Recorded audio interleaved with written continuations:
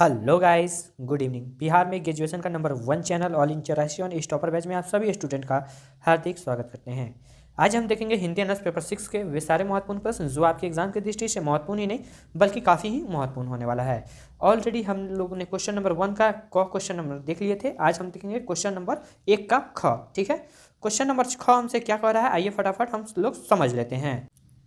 ठीक है, काव्य परियोजना से आप क्या समझते हैं, स्पष्ट करें। यानी आपको बताना है कि काव्य परियोजना आखिर होता क्या है। ठीक है, और इसे आप किस तरीका से समझते हैं। ठीक है, उसके बारे में आपको बताना है। क्वेश्चन आपको इस प्रकार से भी एग्जाम में देखने को मिल सकता है कि काव्य परियोजना से आप क्या समझते हैं, 100% व्याख्या करें या फिर प्रकाश डालें। तो वहां पे कंफ्यूज नहीं होइएगा। ठीक है, चलिए फटाफट क्वेश्चन को समझ लेते हैं। इसका अगर हम बात करें कि मेन टॉपिक का बात, तो यहाँ पे आपको जहां दिखे काव्य परियोजना, ठीक है, आंसर फटाक से काव्य परियोजना जहां भी क्वेश्चन में दिखे आंसर इसका लिख दीजिएगा। ठीक है, आगे क्या लिखा हुआ है आपसे उससे कोई भी मतलब नहीं रखना है। ठीक है, क्योंकि ग्रेजुएशन का एग्जाम है, क्वेश्चन वहां पे बहुत घुमाया जाता है। ठीक है, चलिए सर्वप्रथम हम जानेंगे इसका आंसर जानने से पहले काव्य परियोजना का आखिर अर्थ क्या होता है। तो आइए फटाफट देख लेते हैं काव्य परियोजना का अर्थ। तो काव्य परियोजना का तात्पर्य है वह उद्देश्य जिसके लिए काव्य की रचना की जाती है। काव्य का परियोजना केवल कवि की अभिव्यक्ति तक सीमित नहीं बल्कि यह पाठकों, श्रोताओं और समाज के कल्याण से भी संबंधित होता है। ठीक है, काव्य के माध्यम से कवि पाठकों को आनंद प्रदान करता है, नैतिक शिक्षा देता है और समाज में सकारात्मक परिवर्तन लाने का प्रयास करता है। ठीक है, यानी कहने का अर्थ ये है कि जो काव्य लिखा जाता है तो वो कवि की जो अभिव्यक्ति होती है वहां तक सीमित नहीं रहती है। वह पाठक यानी जो पढ़ता है, श्रोताओं जो सुनता है ना, वो समाज कल्याण से भी संबंधित होता है। ठीक है, ऐसा नहीं कि बस वो सुन रहा है, उससे ज्ञान भी, शिक्षा भी प्राप्त हो, है ना, उसमें समाज में जो है सकारात्मक यानी पॉजिटिव उसका ऊर्जा उसमें देखने को मिले समाज में। ठीक है, तो इस सारे काव्य परियोजना का तात्पर्य है। ठीक है, चलिए आगे बढ़ते हैं।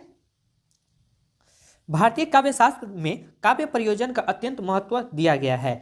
आचार्यों ने इस पर विस्तृत चर्चा की है। वे मानते हैं कि काव्य का प्रयोजन केवल रचना का सौंदर्य नहीं बल्कि उसका मुख्य उद्देश्य मानव जीवन को दिशा प्रदान करना और समृद्ध बनाना है। यानी काव्य का अर्थ ये रहा कि ऐसा नहीं कि बस आप लिख रहे हैं, उसका मेन उद्देश्य जो होता है कि किसी मानव का जीवन का जो दिशा है, ठीक है, यानी एम है, वो उस पूर्ण रूप से वो पूरा करे। ठीक है, उसके जो जीवन में उस कविता को अगर सुने या फिर कह सकते हैं वो कहानी को पढ़े तो वो अपना जो जिंदगी में अंधेरा है उस कविता से या फिर कहानी से वो ज्ञान लेकर वो अपना जो अंधेरा जिंदगी है उसे उजाला में परिवर्तन करे। ठीक है, कुछ लोग सोचते हैं कि मोटिवेशनल, इसका सबसे अच्छा उदाहरण आप लोग के भाषा में बोले तो आप लोग हिंदी ऑनर्स के स्टूडेंट हैं, कुछ बच्चे पढ़ते भी होंगे, कुछ बच्चे जो है हिंदी ऑनर्स उतना किताब भी नहीं लिए होंगे। जो किताब लिए होंगे या फिर कॉलेज में पढ़ाई होगी तो आप लोग जानते होंगे, और जो नहीं जानते हैं आपको बताते हैं। इसका सबसे अच्छा उदाहरण मोटिवेशनल वीडियो लोग देखते हैं या फिर आप लोग भी कभी कभी देखते हैं। तो उसका क्या उद्देश्य है कि जो आपके अंदर जो नकारात्मक ऊर्जा है उसे भुला कर उसको हम सकारात्मक ऊर्जा में हम लोग क्या करें, परिवर्तित कर दे, ताकि हम लोग तभी तो मोटिवेशनल वीडियो देखते हैं, है ना।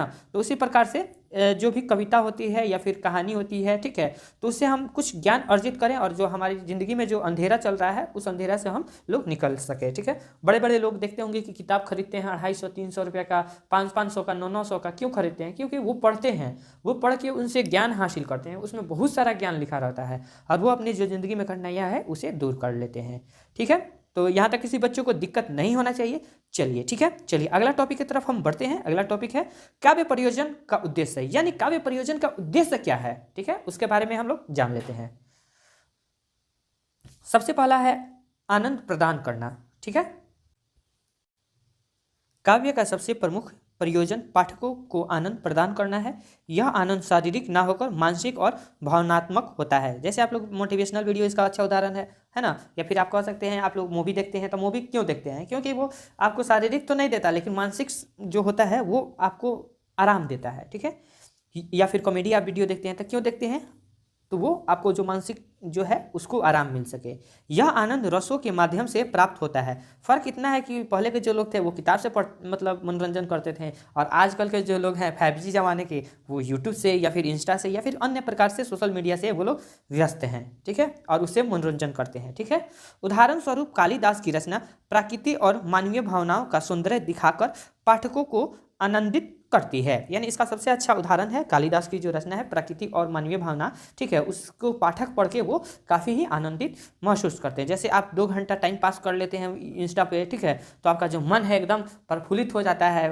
2 घंटा के लिए आप सारे अपने जो टेंशन है, गम है, भूल जाते हैं, है ना। मूवी देखते हैं तो सारे टेंशन भूल जाते हैं। उसी प्रकार से ये भी है, ठीक है। पहले का लोग का ये सबसे फेवरेट हुआ करता था, लेकिन आजकल के लोग जो है वो लोग तो बस मोबाइल में ही बिजी रह रहे हैं, है ना। देखिए बापू, ये आपका लास्ट ईयर है। अगर आप इसमें अगर मेहनत नहीं करते हैं तो आपका रिजल्ट इसमें काफ़ी गड़बड़ हो जाता है, और मैं नहीं चाहता हूं कि आपको 5 नंबर 10 नंबर के चलते आपका रिजल्ट ख़राब हो। तो आप अपनी तैयारी को और बेहतरीन बनाने के लिए आज ही हमसे टॉपर बैच में जुड़े, और वहाँ पे अपनी तैयारी को बेहतरीन नहीं बल्कि काफ़ी ही बेहतरीन बनाइए। जो बच्चे को बैच लेना है मात्र आपको 249 रुपये में ऑफर प्राइस मिल रहा है। और आप जो भी बच्चे को बैच लेना है, यहाँ पे आपको व्हाट्सअप नंबर आएगा, वहाँ पे आप मैसेज कीजिएगा, हमारी जो टीम है कोर्स के अंदर आपको जोड़ दिया जाएगा, ठीक है। जो भी बच्चों को बैच लेना है यहाँ पे फटाफट कमेंट करें या फिर व्हाट्सएप पे मैसेज करें, ठीक। चलिए अगला टॉपिक की तरफ हम बढ़ते हैं। अगला टॉपिक है हमारा शिक्षा और मार्गदर्शन। इसका क्या योगदान है, आइए फटाफट देख लेते हैं। काव्य का उद्देश्य पाठकों को शिक्षित करना और नैतिक आदर्शों का प्रचार करना भी है। यह जीवन के सत्य, धर्म और कर्तव्यों को सरल और रोचक तरीके से प्रस्तुत करता है। तुलसीदास का रामचरितमानस और महाभारत जैसे महाकाव्य शिक्षा और मार्गदर्शन के उत्कृष्ट उदाहरण है, ठीक है। यानी कहने का अर्थ यह है, शिक्षा और मार्गदर्शन। जैसे कुछ लोग जो होते हैं वो लोग यूट्यूब का बहुत अच्छा इस्तेमाल करते हैं, वो लोग अच्छा अच्छा ज्ञान अर्जित करते हैं। लेकिन कुछ लोग ऐसे भी होते हैं जो यूट्यूब का मिसयूज करते हैं, वो मतलब गाली गलौज वाला कंटेंट देखते हैं, ठीक है। तो उस प्रकार से अगर वो देखते हैं तो उसी प्रकार से उनका मानसिकता बने जाता है, ठीक है, और उसी प्रकार से वो समाज में उनका छवि भी बने जाता है। लेकिन अगर वहीं अगर आप महाकाव्य जो है, जैसे आपको महाभारत हो गया, ठीक है, रामचरितमानस हो गया, उसके बाद गीता हो गया, इन सारे को अगर उपदेश अगर आप यूट्यूब पे सुनते हैं, ठीक है, आपके पास किताब नहीं है मैं मानता हूँ, लेकिन यूट्यूब पे तो उपलब्ध है, आप उन सब का श्लोक सुनिएगा तो वो आपका जो मानसिक है वो और से कई गुना अधिक बढ़ जाएगा, क्योंकि उसमें ज्ञान भरा हुआ है, ठीक है। अगर वो आपके अगर अंदर ज्ञान का चीज़ अगर देखते हैं तो वो हमको पूर्ण रूप से विश्वास है कि 50% वो आपके भी अंदर एब्जॉर्व हो जाएगा।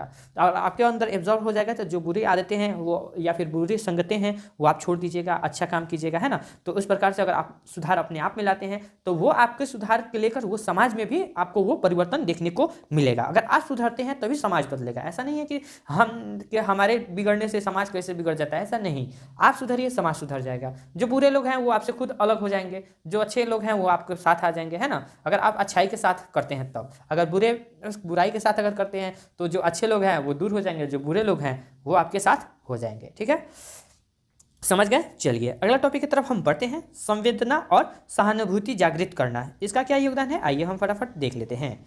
काव्य के माध्यम से कवि पाठकों में सहानुभूति, करुणा और संवेदना का भाव उत्पन्न करता है। यह मानवीय भावनाओं को समझने और दूसरों के दुख में सहभागी होने की प्रेरणा देता है। करुण रस से युक्त रचनाएं जैसे जयशंकर प्रसाद की कमयानी पाठकों के हृदय को छूने का कार्य करती है, ठीक है।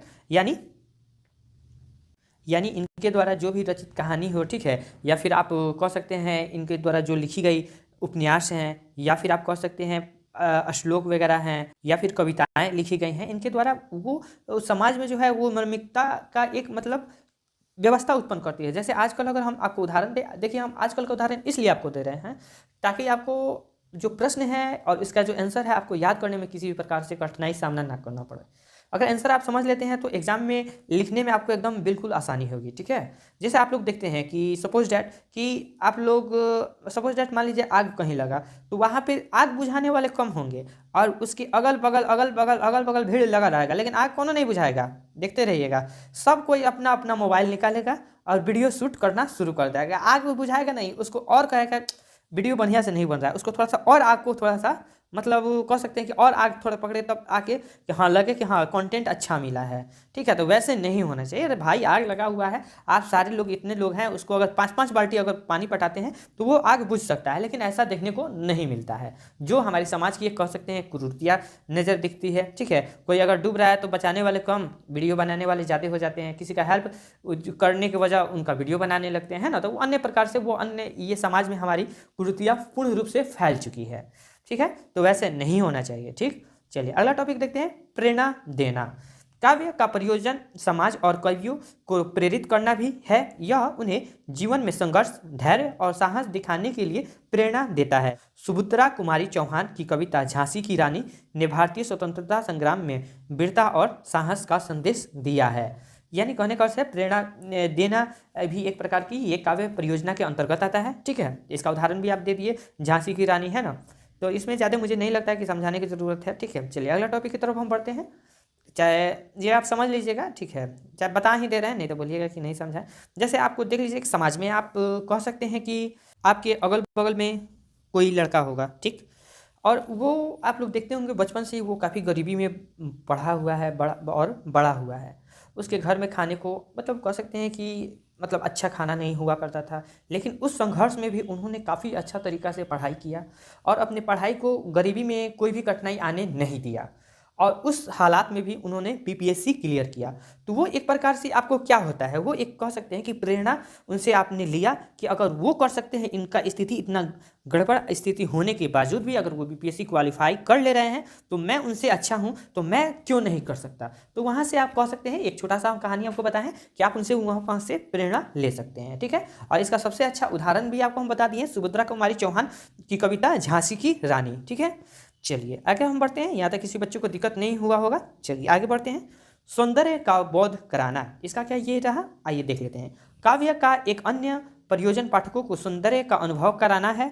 यह सौंदर्य प्रकृति, मानवीय भावनाओं और कला में निहित होता है।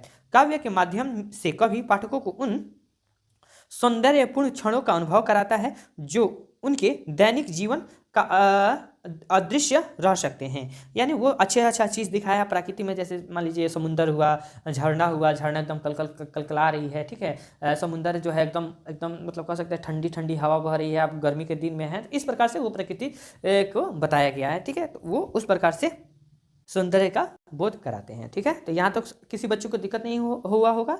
चलिए आगे हम बढ़ते हैं। आचार्य की दृष्टि में काव्य प्रयोजन, इसका क्या ये है, इसके बारे में देख लेते हैं। भामह का क्या ये रहा, तो भामह के अनुसार काव्य का मुख्य उद्देश्य शिक्षा और आनंद है। वे मानते हैं कि काव्य के माध्यम से मनुष्य नैतिकता और जीवन के आदर्शों को समझ सकता है। ठीक है, चलिए अगला जो है हमारे आचार्य मम्मट का क्या ये कहते हैं, आइए देख लेते हैं। मम्मट ने काव्य प्रयोजन को श्रीरक्षेत्य अर्थात अशिव का नाश और शिव का स्थापना बताया। उनके अनुसार काव्य का उद्देश्य समाज में सद्भावना और कल्याण की स्थापना करना है। ठीक है, चलिए इनके द्वारा ये कहा गया था। अब हम देख लेते हैं जगन्नाथ पंडित राज जी के द्वारा क्या कहा गया था, आइए देख लेते हैं। ठीक, जगन्नाथ पंडित राज ने काव्य का उद्देश्य केवल आनंद बताया है। उनके अनुसार काव्य का मुख्य प्रयोजन पाठकों को आत्मिक सुख प्रदान करना है, जैसे कि हम लोगों ने ऊपर चर्चा किए ही थे। ठीक है, चलिए अगला देख लेते हैं। विश्वनाथ जी का क्या कहना है, आइए फटाफट देख लेते हैं। आचार्य विश्वनाथ ने कहा कि काव्य का प्रयोजन व्यक्ति और समाज को जीवन की कठिनाइयों से मुक्त कराना और उन्हें आनंदित करना है, ये विश्वनाथ जी का कहना है। ठीक है, अब हम देख लेते हैं काव्य प्रयोजन और रस का संबंध किस प्रकार से है, वो देख लेते हैं। ठीक है, 20 नंबर का है तो ये सारी चीज़ को आपको लिखना ही होगा, है ना। चलिए आगे बढ़ते हैं। काव्य प्रयोजन और रस एक दूसरे से जुड़े हुए हैं। विभिन्न रस जैसे वीर, करुण, सिंगार, हास्य आदि काव्य के प्रयोजन को व्यक्त करते हैं। वीर रस का प्रयोजन पाठकों में साहस और वीरता का भाव उत्पन्न करना है। करुण रस का उद्देश्य पाठकों में संवेदना जागृत करना है। ठीक है, हास्य रस पाठकों को आनंदित करता है और उनकी चिंताओं को कम करता है। ठीक, समकालीन दृष्टिकोण में काव्य परियोजना का क्या योगदान रहा, उसके बारे में आइए फटाफट हम लोग देख लेते हैं। ठीक है, आधुनिक समय में काव्य परियोजन के अंतर्गत नए आयाम जुड़े हैं। कवि अब काव्य के माध्यम से पर्यावरण संरक्षण, समानता और शांति जैसे विषय पर जागरूकता फैलाने का कार्य भी कर रहे हैं। ठीक है, यानी इस प्रकार से जैसे आप देख सकते हैं कि हमारे पर्यावरण काफ़ी प्रदूषित हो चुका है ना। उसके बाद वातावरण जो है हमारा समय पर बारिश नहीं हो रहा है, तो इसका सबसे बड़ा क्या रीज़न है, तो प्रदूषण है। तो वो काव्य जो है वो काव्य के माध्यम से कह रहे हैं कि वृक्ष को ना काटा जाए और वृक्षारोपण किया जाए ताकि वो पर्यावरण पूर्ण रूप से शुद्ध हो सके। ठीक है, जैसे आधुनिक कवि अज्ञेय पंत और महादेवी वर्मा की रचनाएं समाज में जागरूकता लाने के लिए प्रेरित करता है। ठीक है, ये वाला टॉपिक अवश्य लिखिएगा क्योंकि ये आपको समकालीन दृष्टिकोण में काव्य प्रयोजन मतलब इस समय क्या हो रहा है काफ़ी लोग क्या कर रहे हैं, यानी कभी लोग क्या कर रहे हैं, ये वाले लिख दीजिएगा तो एग्जामिनर लगेगा कि हाँ ये पिछले से लेकर अभी तक वर्तमान तक जो भी कहानी हुआ है ये हमें बता रहा है। तो वो आपको एकदम 100% है कि वो आपको 20 में 20 मार्क्स आपको अवश्य ही देंगे। ठीक है, चलिए आगे अब हम देख लेते हैं इसका निष्कर्ष क्या है। तो निष्कर्ष काफ़ी इंपॉर्टेंट होता है। तो काव्य परियोजन कवि की अंतर्निहित भावनाओं और सामाजिक उद्देश्यों का समन्वय है। इसका उद्देश्य केवल मनोरंजन या आनंद प्रदान करना नहीं है, बल्कि यह पाठकों को जीवन के उच्चतर आदर्शों की ओर ले जाने और उन्हें समाज के प्रति जागरूक बनाने का कार्य करता है। भारतीय काव्य शास्त्र में काव्य परियोजन को सदैव एक महत्वपूर्ण तत्व माना गया है, जो आज भी कवि और पाठक के बीच एक गहरा संबंध स्थापित करता है।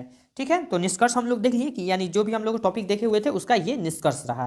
ठीक है, तो मुझे पूर्ण रूप से उम्मीद है कि ये वीडियो देखने के बाद आपका किसी भी प्रकार से हिंदी ऑनर्स पेपर 6 में दिक्कत नहीं होगा। ठीक है, तो इसी के साथ होता है ये वीडियो समाप्त। मिलते हैं टॉपर बैच में। ठीक है, अगर जो बच्चे टॉपर बैच अगर लेना चाहते हैं तो आप ये कृपा करके इस नंबर पर व्हाट्सअप कीजिए। आपको यहाँ पे paper 5, paper 6, paper 7, paper 8 plus GS paper की संपूर्ण तैयारी कराई जा रही है। ठीक है, ठीक है। और यहाँ पे अगर आपको फीस की बात किया जाए तो अभी ऑफर चल रहा है, आपको मात्र 249 रुपये में आपको ये सारे चीज़ आपको प्रोवाइड करा दी जाएंगे। आपको इसमें मिलने वाली सुविधाएं आपको हम बता दे रहे हैं। पीडीएफ आपको मिलेंगी, उसके बाद आपको टेस्ट लिया जाएगा, उसके बाद आपको क्लास पर डे अपलोड होता ही है ना। तो ये अन्य सारी सुविधाएं इसमें आपको दिया जाता है। जैसे आप सपोज डेट मान लीजिए इन सारे प्रश्नों का उत्तर, काफ़ी बच्चों का ये सवाल रहता है कि सर हम कॉपी कैसे लिखें, नंबर काट लिया जाता है ना, कॉपी लिखते समय क्या क्या गलतियाँ करते हैं, है ना, प्रश्न उत्तर को याद कैसे करें, 3 घंटे में 32 पेज कैसे लिखे, इस ट्रिक को अपनाओ एंड फुल मार्क्स पाओ। ठीक है, तो इन सारी चीज़ों की इसमें चर्चा की जाएगी। ठीक है, तो मिलते हैं बैच के अंदर। अगर आपको बैच लेना है तो व्हाट्सएप पे मैसेज कीजिए, आपको इस बैच के साथ, टॉपर बैच के साथ जोड़ दिया जाएगा। ठीक है, तब तक के लिए बने रहिए ऑल इन चौरासी चैनल के साथ। Take care, bye.